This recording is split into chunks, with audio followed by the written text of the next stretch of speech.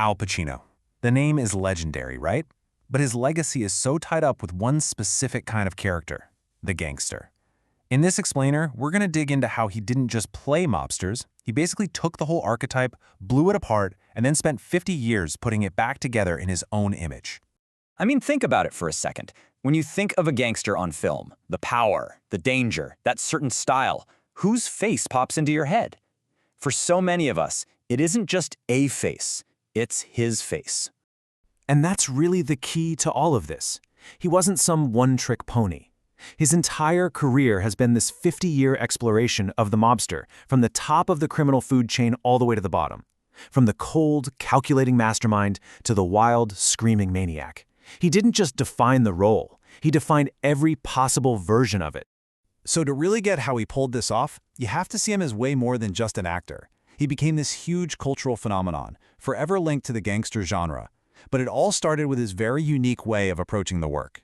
Because, to understand these iconic roles, you first have to understand the man who brought them to life, and the intense, almost obsessive process he used to build his characters from the inside out.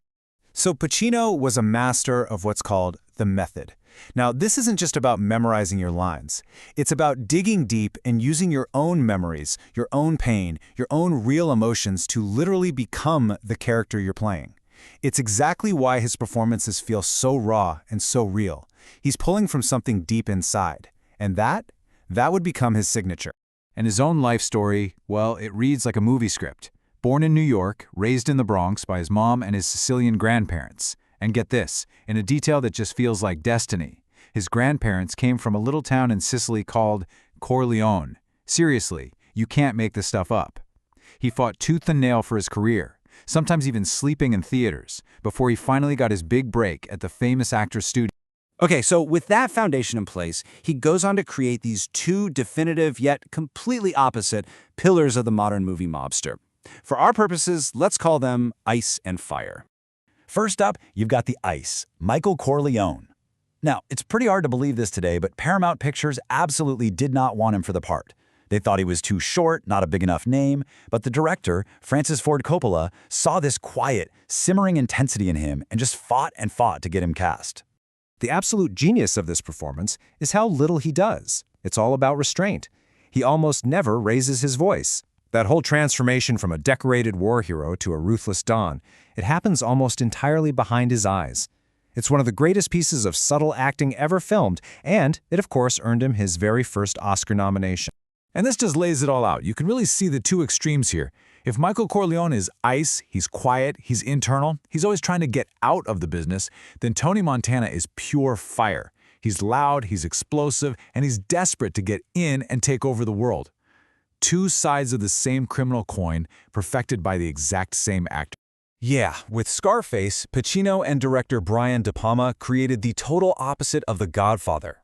Tony Montana isn't some tragic prince. He's a refugee from Cuba who's just fueled by pure ambition, greed, and a literal mountain of cocaine. He is all rage and all impulse. And then there's the line. I mean, sure, the words were in the script, but it's Pacino's completely unhinged, wild-eyed, manic delivery while he's wielding a grenade launcher that just burned it into movie history forever. What's crazy is that the movie was just hammered by critics when it first came out. They said it was way too violent, but it found its audience, all right? And it became this massive cult classic, especially in hip-hop. Tony's whole world is yours mantra became a symbol for anyone who felt like an outsider. And that commitment to the role? Pacino actually burned his hand on the hot barrel of that prop gun during rehearsals. That's how deep he went. So, you've created the two polar extremes of the mobster, the ice and the fire. What could you possibly do next?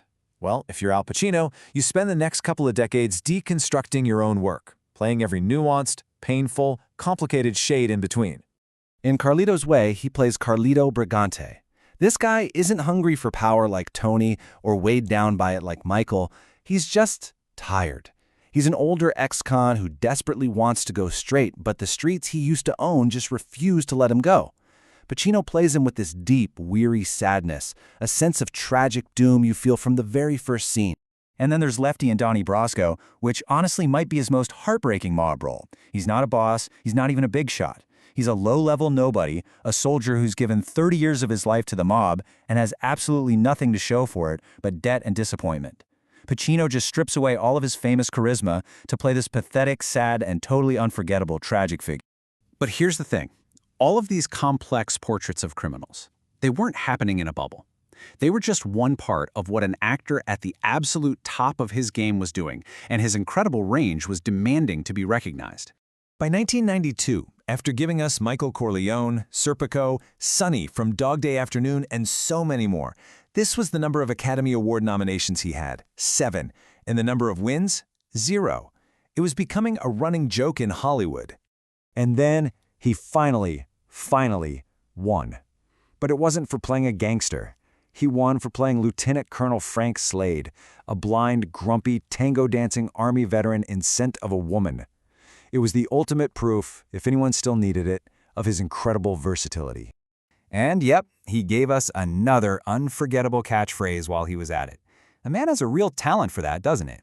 And his career just kept on challenging everyone's expectations.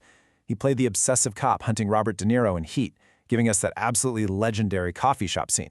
And then he came full circle, teaming up with Martin Scorsese to play the powerful union boss Jimmy Hoffa in The Irishman and grabbing yet another Oscar nomination.